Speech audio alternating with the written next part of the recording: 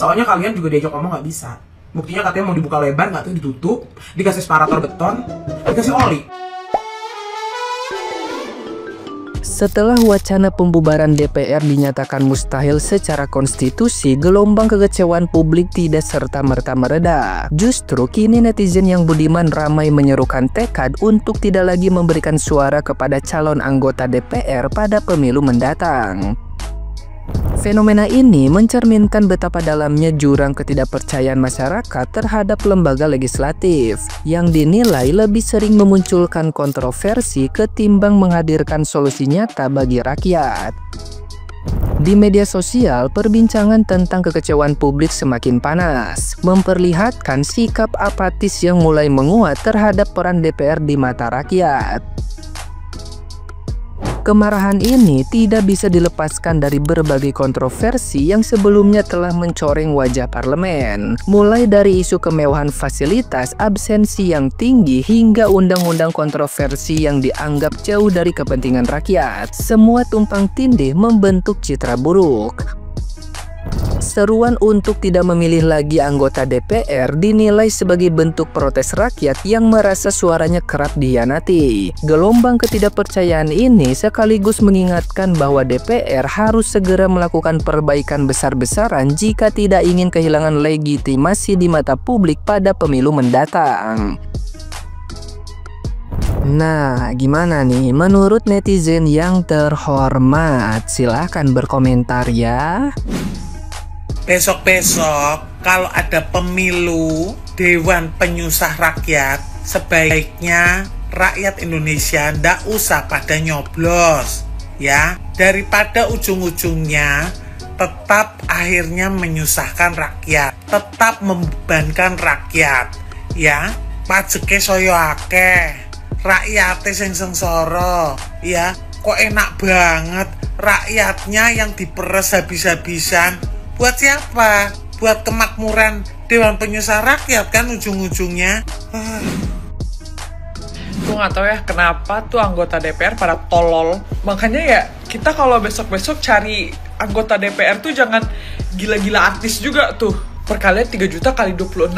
Ada juga yang mengeluh, iya macetnya sampai 30 menit di mobil mewah. Ini loh kita rapat sampai jam 3 pagi. Apa yang kau banggakan?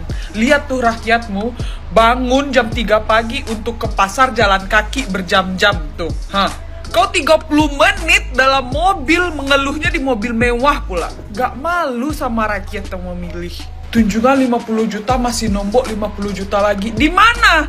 Di mana kau tinggal? Tinggal sama wanita bayaran aja gak semahal itu ya. Mau sebuncit apa lagi perutmu? Kutanya, mau sebuncit apa lagi perutmu dihukum Tuhan? Kau kalau mau kaya, kalau mau raup, jangan jadi anggota DPR. Iya deng, harus jadi anggota DPR. Berikut adalah beberapa pernyataan blunder para anggota DPR RI soal kenaikan tunjangan rumah 50 juta rupiah per bulan. Ahmad Sahroni, Wakil Ketua Komisi 3 dari fraksi Nasdem bilang kalau rakyat yang mengkritik soal tunjangan rumah DPR adalah orang-orang yang punya mental suka melihat orang lain susah katanya. Ahmad Sahroni bahkan menegaskan bahwa orang-orang yang suka mengkritik DPR, khususnya orang-orang yang suka teriak bubarkan DPR adalah orang-orang paling tolol sedunia. Sementara itu, kader Partai Nasdem lainnya Nafa Urba bilang, rumah saya di Bintaro, saya suka terjebak macet. Ya terus, tidak kalah menyebalkan, respon dari dua kader Partai PAN ini juga bikin netizen gregetan. Saat dikritik oleh rakyat, mereka berdua malah asik joget-joget di gedung DPR. Saat kritikan makin tajam, Eko Patrio malah membalas kritikan rakyat dengan konten joget-joget lagi seolah menantang rakyat. Sementara itu, Uya Kuya dengan PD-nya bilang, meskipun kami anggota DPR, tapi kami artis juga loh. Ya terus kalau lu artis kenapa Uya? Deddy Sitorus dari fraksi PDIP malah terkesan merendahkan rakyat. Dia menolak anggota DPR disamakan dengan rakyat jelata seperti tukang beca dan tukang ojek. Menurutnya, orang yang menyamakan anggota DPR dan rakyat jelata adalah sesat logika. Ya elah Dedi, lu kan jadi anggota DPR juga karena dipilih oleh rakyat jelata. Sementara itu, Ketua DPR RI Puan Maharani menyatakan bahwa kenaikan tunjangan rumah bagi anggota DPR RI ini sudah melalui kajian yang sangat matang katanya. Sudah disesuaikan dengan biaya kebutuhan tinggal di Jakarta. Dan pernyataan anggota DPR yang paling blunder dan paling gongnya adalah pernyataan dari Adis Kadir, Wakil Ketua DPR RI dari fraksi fraksi Golkar. Ia mengklaim bahwa biaya 50 juta rupiah itu katanya nggak cukup untuk biaya kos per bulan anggota DPR RI. Dia bilang 50 juta rupiah per bulan itu untuk biaya kos masih nombok katanya. Idealnya 78 juta lah. Gua tanya, kos macam apa yang biayanya 78 juta rupiah per bulan, Kadir? Sekarang kalian paham kan kenapa rakyat benci banget sama DPR RI dan bahkan ingin DPR RI dibubarkan? Kalau di polling ya, bubarkan DPR itu, kalau di polling ya, polling melibatkan masyarakat luas ya, saya hakul yakin mayoritas masyarakat Indonesia itu pasti setuju DPR dibubarkan. Aku yakin saya. Nah, bayangkan sampai setinggi itu tingkat frustasi rakyat yang tidak lagi percaya dengan DPR. Nah, padahal sesungguhnya yang kita marah, yang kita jengkel, yang buat kita emosi itu orang-orangnya, partai politiknya yang memiliki wakil di DPR itu ya, yang selalu berkongsi kebijakan yang ujung-ujungnya merugikan, menyengsarakan rakyat. Nah, Anda bisa bayangkan kalau tidak ada DPR ya, bagaimana? Tentu saja sebagai sebuah negara kita memerlukan lembaga perwakilan, dalam hal ini DPR. Nah, tetapi ketika rakyat sudah frustasi dan tidak lagi percaya dengan DPR, nah itu menandakan bahwa kita tidak sedang dalam keadaan baik-baik saja ya. Jadi wacana tentang pembubaran DPR yang disuarakan oleh netizen, oleh para aktivis dan macam-macam kelompok itu menunjukkan bahwa negara harus segera berbenah. DPR sebagai lembaga perwakilan juga harus segera berbenah. Problemnya DPR kita selama ini ya, pada umumnya tidak pernah menentang kebijakan pemerintah yang merugikan rakyat. Justru DPR selalu mendukung kebijakan pemerintah yang merugikan rakyat. Itu yang membuat rakyat kita marah. DPR di bawah pohon rindang. Di bawah pohon rindang ngapain sayang? Santai, chill, nyandar ya kan, makan, rumpi, setel musik. DPR, Dewan Perwakilan Rakyat. Perwakilan Rakyat. Berat. Puan Maharani katanya mau nerima dengan pintu terbuka. Kenapa dikasih oli? Puan Maharani kenapa dikasih oli? Licin. Ya licin. Kayak yang di dalam pada licin ya. Tikus apa belut? Terus gue mau komentarin ya, gue belum lihat banyak tadi, seliweran aja gue lagi mantau hari ini, dan menurut gue demonya kurang rame. Gue pikir bakal dibakar. Gue anti anarkis, tapi nampaknya pemerintahan sekarang ya, diajak ngobrol nggak bisa sayang ya. Jadi kalau seandainya ada yang berperilaku anarkis, kayaknya udah bisa dibenarkan deh.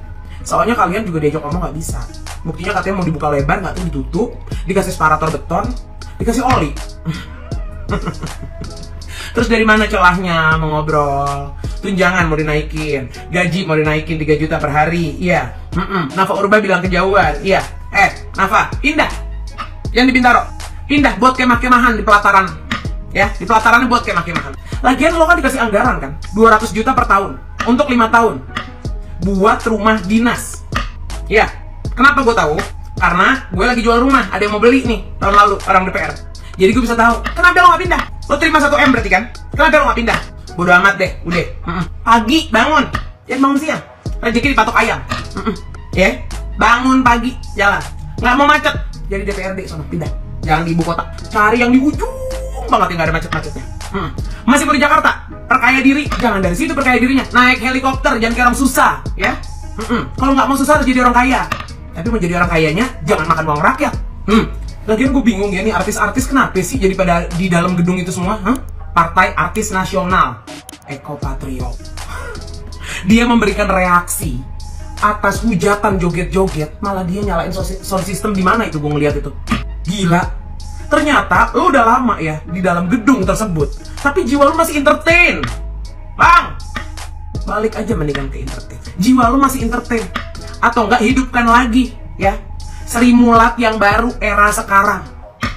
Kita butuh hiburan, bukan butuh bercandaan lo di dalam ruangan. Joget-joget boleh, boleh, Tapi ngapain dipertontonkan? Giliran yang serius-serius saya dipertontonkan. Mana yang serius? Mana yang jadi? Mana yang menguntungkan rakyat? Terus rakyat suruh gimana? Dikomplain gak mau? Nyinyir. Nyinyir, geli lo. Kembali lagi artis, uya-uya. Gedek banget gua. Ngapain juga ada di sana? Lo aja kemarin aja yang masalah skincare, lo malah undang tuh orang-orang ke podcast lo. Ada lo gerak. DPR cuma gerak bila mana ada yang menguntungkan mereka, iya kan? Iya kan? Gak usah bilang enggak. Gak usah bilang enggak. Ya, nenek-nenek pitak juga udah pada paham. Rakyat udah gak bisa dibodoh-bodohin. Ini negara Indonesia ini negara yang setara kekayaannya dengan 9 negara. Tapi rakyatnya gak sejahtera. Negara Indonesia adalah negara bocoran surga. Tapi rakyatnya miskin. Yang kaya makin kaya, yang miskin makin miskin. Ada lagi tuh, siapa itu orang tuh yang bilang beras di Jepang aja udah naik 100.000. Di sini naik dikit aja pada ngoceh. Oi, gue pinjemin 1 minggu jadi orang susah, mau gak lo? Mau gak? Lek-lekan lo, longgar. Dari cara-cara kalian aja untuk menanggapi respon masyarakat atau rakyat, itu justru kalian mengajarkan rakyat atau masyarakat untuk kurang ajar. Karena nggak ada yang intelek, nggak ada yang elegan. Giliran yang elegan, tenang ya, Puan. Nggak taunya ingkar. Gue cuma mau pesen ya, gue udah muak sama pemerintahan, muak. Ngebahas ini aja kedorong aja cuma gara-gara ngeliat demonya nggak greget. Pikir bakal dibakar lagi-lagi, ternyata belum. Tapi nggak tahu sih ya. Gue cuma warning nih buat pemerintah ya. Gue rakyat ya, rakyat jelata. Dengerin, hati-hati sama orang lapar. Mereka udah nggak mikirin nyawa. Hati-hati sama orang lapar. Ya, negara tanpa rakyat bukanlah sebuah negara dan tidak terbuild pemerintahan. Tidak akan tercipta pemerintahan. Oke? So, untuk grup-grup di bawah pohon rindang, salam perlawanan Fatimah Asghar.